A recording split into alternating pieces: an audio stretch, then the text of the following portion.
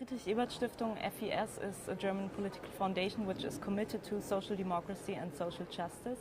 And in terms of climate policy, for us that means that we support a climate policy which is just, socially equitable and development oriented, as well as a sustainable development worldwide which is oriented and human rights based. So what would that mean on the ground though, specifically? I mean, the words, yes, make sense in a kind of conference context, but when you actually get out there, I understand you work in more than 100 countries. What does that mean with regards to the work? What specifically is the work you do? How do you talk to the people who are suffering the effects of climate change? Well, I think climate policy is very often discussed as a rather technical issue with regards to emission reductions, but we are all clear that we need to reduce our emissions around 85 to 90% till 2050.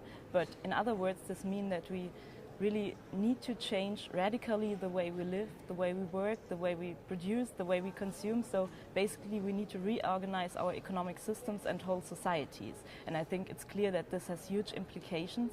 And I think the basic challenge is really to see how we can distribute the burden but also the opportunities of this transformation between different actors. And for me, a solution can only be found if we intensify dialogue between different actors and if we try to understand each other's positions. And it's quite clear that this not only has to happen at the level of negotiators but at all levels. We need to talk between different countries, between different groups within one society and also between different group of actors. And FES has a worldwide network of more than 100 offices and partners, and so we want to provide platforms for exchange between different actors and intensify dialogue. And I think this is the basis for finding joint positions on climate policy and for building alliances for justice, for equality and for a socially equitable climate policy. I mean, you mentioned the figure 85% reduction in carbon emissions. I mean, that's obviously far and above what negotiators here are talking about.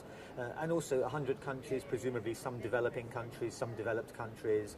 The policy, your approach must be very different depending on which country you're talking to. So how does that work? I mean, are people listening basically on both sides of the equation, developed countries and developing countries?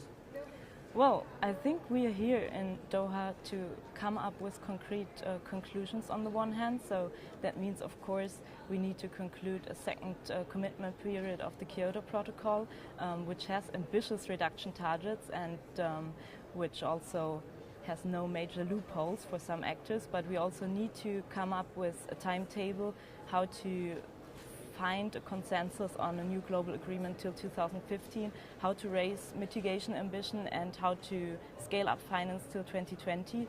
And those are the details. But I think another purpose of Doha is also to commit to the UN process, because I think there are more and more people who doubt the sense of international climate change conferences and who say that we need a shift of responsibility back to the national level. And I think, yeah, it's true that at the national level we need to do a lot, like investments for renewable energies, energy efficiency, the transformation of our economic systems. But I think it's very important not to neglect the international level. And this is also out of reasons of justice, because, I mean, as you said, we have developed and developing countries, and I think it's only possible if we have a reliable international framework that poorer countries also get the support they need. And if we don't do this, otherwise the gap between those countries who have caused climate change and now profit from growth in green sectors, and on the other hand, those countries who have committed least to climate change or contributed least to climate change and now suffer the most from the impacts, this gap will be widened further. And so I think it really is in the responsibility of developed countries and especially of Germany, talking on behalf of a German political foundation, to take their responsibility, and they also have to take it now. Do you think, even if at the end of this week the negotiators claim they've had great success, in reaching some kind of agreement, are they being ambitious enough, even if they do hail these talks as a success? I mean, is ambition set too low?